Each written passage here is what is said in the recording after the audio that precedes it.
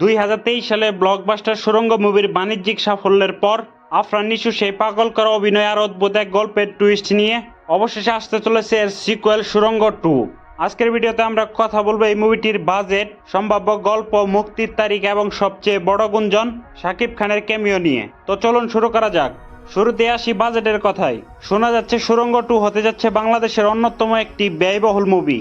প্রথম কিস্তির সাফল্যের পর প্রযোজনা প্রতিষ্ঠানে এবার আর কোনো কমতি রাখতে চাচ্ছে না।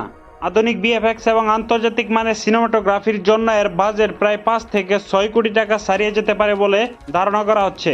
ওটিটি এবং থিয়েটার উভয় মাধ্যমে রাজত্ব করার লক্ষ্য নিয়ে বড় বিনিয়োগে নামছে টিম সুড়ঙ্গ ও পরিচালক রায়হান রাফি।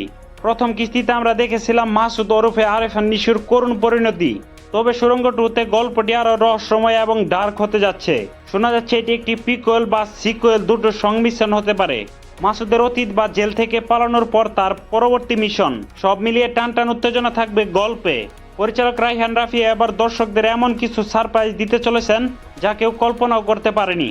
সোশ্যাল মিডিয়ায় জোর গুঞ্জন উঠেছে সুড়ঙ্গ 2 মুভিতে তাণ্ডবের মিখাইল চরিত্র বা ক্যামিও রোলে দেখা যেতে পারে ঢাকার সিনেমার সুপারস্টার শাকিব খানকে।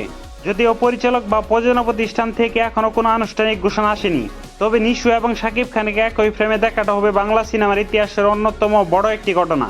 যদি সত্যি শাকিব খানের ক্যামিও থাকে তবে এই মুভিটি যে আগের সব রেকর্ড ভেঙে দেবে তার বলার অপেক্ষা রাখে না।